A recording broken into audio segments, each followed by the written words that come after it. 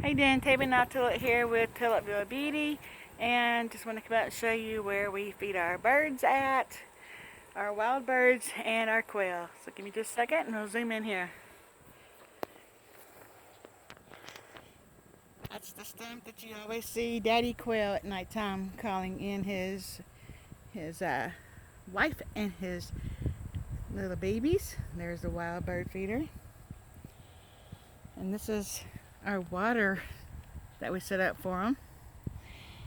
I set out peanuts for the chipmunks that we have out here and for blue jays because they love those.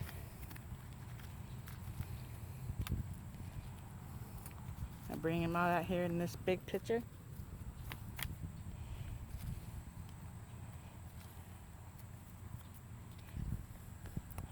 And then this is the cracked corn and the seeds that we put out. And yes, I spread them in the high grass because they like to scratch for their food.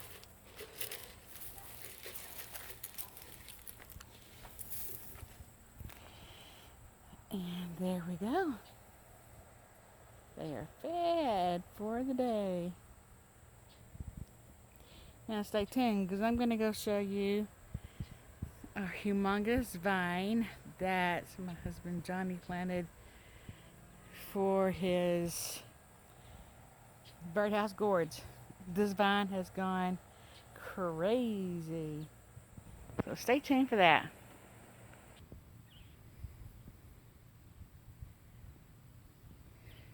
Okay, as promised, we're going to show you his vine that Johnny planted.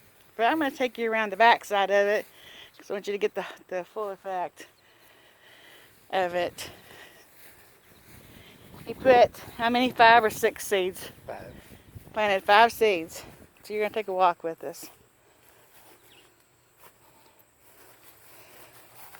Going around behind our shed. And this is just part of it. With grizzly blocking it. These 5 seeds went crazy. They're going up under the shed. So if any of the birdhouses go into there, we won't get those. But they're going out into the field. Look at that.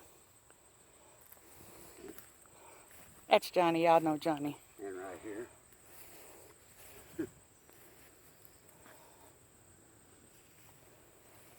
Do you see this?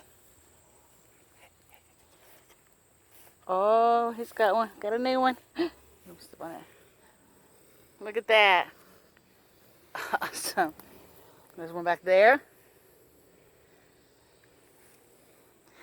Y'all ain't seen nothing yet. Look at this thing. These things. There's 5 of them. You know, you plant 5 or 6 seeds, so at least 1 or 2 will take. And apparently every one of them took. Look over here. This is our wild rose bush. This wasn't like that the other day. That I had asked him not to cut down. He was going to when we got our new shed, and I asked him not to. I wanted to keep it. And I think he's glad we did now, because now it's housing so many of these birdhouse. What are they called? Birdhouse what? Gourds? Yeah. Birdhouse gourd, yeah. Now, let me get and zoom in here for you. Shouldn't have to. You probably can see them all. Look at that. And there's one gigantic one down there. I don't know if I can zoom that in to see if you all can see that one or not. Where'd he go? And the beauty right there. There's one right down in here.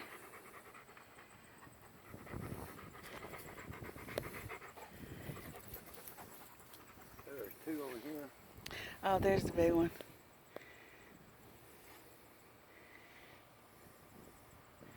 I hope it zooms in so that you guys can see it too.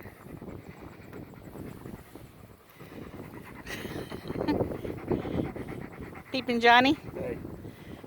Can you see one over there? Yeah, there's one in there. Yep. And if you look right here, there's 2 over here. Oh yeah, there's 2 more in there. There's going to be so many of them. We're excited about these because we're going to, it's the first year we've ever had them. So we've had to research on how to dry them out, what you do with them, what they're good for. And of course they're called birdhouse gourds, and that's what most people use them for. But you can make so many things for them if you Google them or search on YouTube. You'll find all kinds of things. There's one there right in front of the shed. And hold it up. They all put some kind of design like this on them. And when they dry out, you have to dry them out for at least a year. And then you drill holes in them. And there's websites that you can get for what size hole to use for what size birds to make their homes in. And you get all the seeds out of them, and then you hang them. And you keep the vine they're connected with on them. They said the whole thing. But you know when they're ready to pick when the little curly tail, these little curly things right here that latch on, when those are dried up. Same thing with your watermelon and pumpkin. And most gourds, I guess, when that's dried up, that's when you know that they're ready to be picked. And this is our new shed. Isn't that sassy? And there's Grizzly, our overgrown garden. Okay. We appreciate you all hanging out with us today. Y'all have a blessed day. Thank you. Bye.